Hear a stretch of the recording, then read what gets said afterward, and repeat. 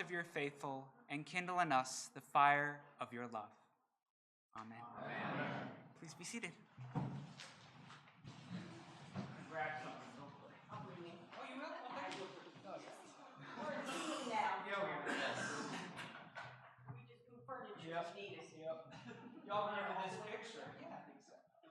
Yeah, y'all remember this picture from our weekend, right? You put your little hearts on there and put yourself all around Jesus' table. Do you remember that? Well, Jesus today in our gospel reading said that he is the bread of life, right?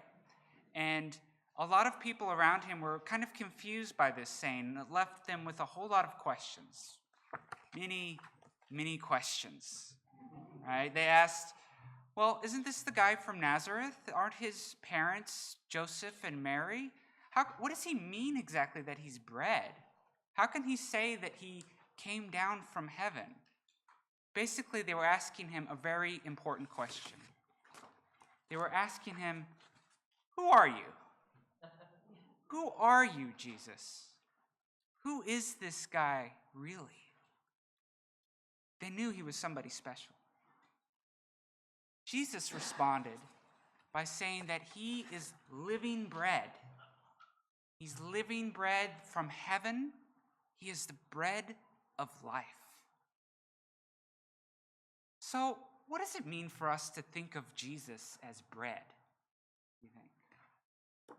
Well, one way of looking at it might be to think about that first reading today. You know that one that we just acted out with Elijah laying down under the broom tree?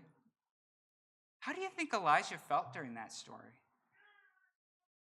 How do you think he felt? He was tired, right? Tired and upset, and he was just about ready to give up. You think we've ever felt that way? Have y'all ever felt like that? Maybe other people feel that way, that maybe they need some hope in their lives because they feel like they just want to give up. So what did the angel do in our story? Do you remember? Yeah, that's right, touched him. He came up and touched him. And what did the angel bring to Elijah? Remember? Bread and water, right? So the angel fed Elijah. And this heavenly bread gave Elijah enough strength to continue on his journey for 40 days and for 40 nights. Just a little bit of heavenly food. And that's one way that we can look at Jesus as bread. See, Jesus gives us sustenance. And what that word means is that when we're feeling weak, Jesus makes us strong. And when we're feeling like it's time for us to give up, our faith in Jesus fills us with hope. And when we feel like we just can't go on anymore, we're reminded that Jesus is walking with us every step of the way. Amen.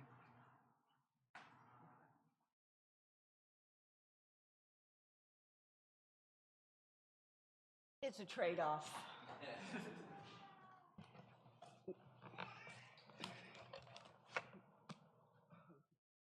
I knock things on the floor.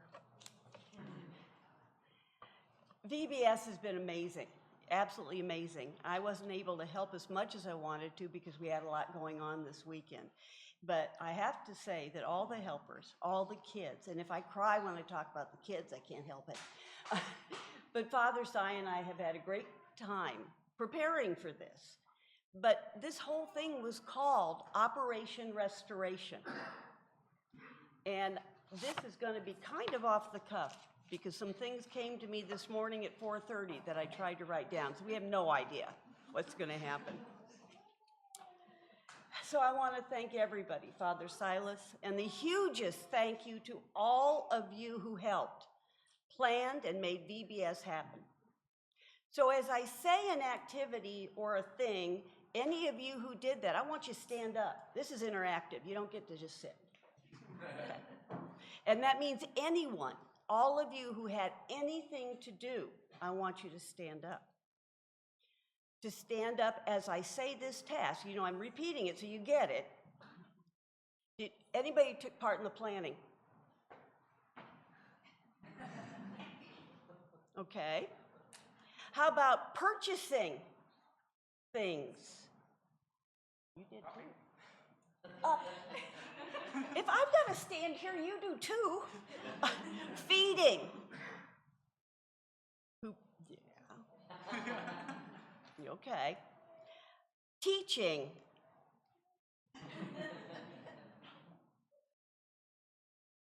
Singing. Mm-hmm. Creating. Reading, encouraging, and wrangling. And these are the two important ones. Loving and praying. If you're not all standing, you're in the wrong place. Everyone is. This doesn't happen by accident. It doesn't happen by accident. When you see these faces and you see the helpers and the cast of thousands, it happens because you care and you love and you're willing to take part in it. And no more calisthenics, I promise. But the themes for VBS encompassed healing, forgiveness, love, prayer, and hearts. Lots and lots of hearts. And I want to remember to put this in here. If you look in the parish hall, you will see a yarn heart that was tied together in the shape of a heart. Almost without even being told, they wanted to say a final prayer on Friday night. We'd said, go stand by the heart. Each and every one got in the heart. Yeah. Without us saying anything. They know where they belong, don't they? So there was a compost making thing, creating a small version of a compost pile, and as an example of loving and caring for our island home. It's gifted to us, this home, and we're helping to heal just a little bit of the creation that we've harmed. Puppet making. Yeah.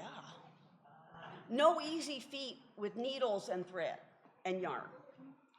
Gluing puppet theater, stories of healing, and a guy called Jesus. Prayers and names on hearts, ornaments of faith, love, and hope. We asked the kids what faith meant, and they kept repeating the same things: love, hope, believing. They're a pretty smart group. We learned of Joseph and how he forgave his brothers, using hearts to practice saying, I forgive you. Not at all an easy thing to do, even for us, is it? We learned of Hannah dancing and praising God and the joy of God's love. And a time with heart stickers, putting ourselves on a poster of Jesus and all creation. Never apart from, but always a part of him. And today we have all gathered to learn and hear how God has fed us, always feeds us, to learn to heal, forgive, pray, and feed and love. This is a time of restoration. I want to read something, and then I will be done. But Father Biggs, your dad, let him know I read this. When my mother died, he sent me this. I did my parents' funerals, which is a privilege, and what else am I going to do with me if that happens? But this is written by Brother Tobias, the Brotherhood of St. Gregory, and I think it says a lot about what we've been talking about and what we read today. Beloved sisters and brothers, let me tell you a mystery. Nothing will be lost, all will be restored. In the economy of salvation, nothing goes to waste. Our God is not a God of acceptable losses.